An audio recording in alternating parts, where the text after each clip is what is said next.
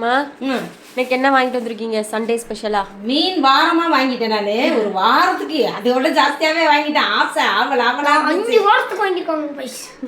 அத அப்படியே கொட்டிக்கலாமா? ஆமா 2 வீக்ஸா வாங்கலல அதனால. ஒரு மாசம் ஆச்சு மீன் சாப்பிட்டு.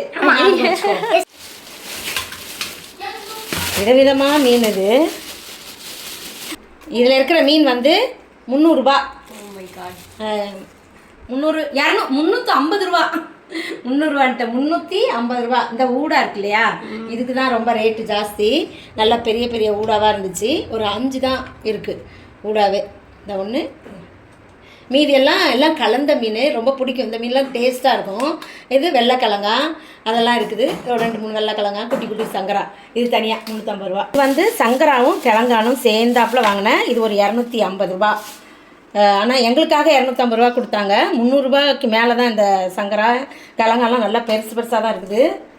நல்லா ஃப்ரெஷ்ஷாகவும் இருக்குது. வலுன்னு இல்லை, சூப்பராக இருக்குது. ஆமாம், அதனால் இது 300 ரூபாய்க்கு 250 ரூபாய்க்கு கொடுத்தாங்க நமக்கு. மத்தி மீன் வந்து இந்த பொடியாக தான் கிடச்சிச்சு. இது சூப்பராக இருக்கும். பொடியெலாம் சாப்பிட்றது தான் ரொம்ப ரொம்ப நல்லது நமக்கு. எல்லாத்தையும் ஆசையாக வாங்கிட்டேன். இந்த இறா எதுக்கு வாங்கினேன் அப்படின்னாக்கும், நம்ம வந்து காஞ்ச இறா செய்கிறதுக்காக இது சூப்பராக இருக்கும். இது 100 ரூபா. இந்த இறா மட்டும் 100 ரூபா. பரவாயில்ல, சூப்பர். செம்மையாக போட்டாங்க இன்றைக்கி மீன். நான் ஆசையாக தேடின அளவுக்கு சூப்பராக மீன் வாங்கியிருக்கிறேன், இறா வாங்கியிருக்கிறேன். இதை காஞ்ச இறா செய்யும்போது உங்களுக்கு வீடியோ எடுத்து போடுறேன். எல்லோரும் அது மாதிரி செஞ்சு ஸ்டாக் பண்ணி வச்சுக்கலாம். இதை ஒரு மாதம் எவ்வளோ நாள் வேணாலும் வச்சுக்கலாம். அது எப்படி செய்யணும்னு உங்களுக்கு சொல்கிறேன். இதெல்லாம் மொத்தமாக 800 ருபீஸ் வந்துச்சு.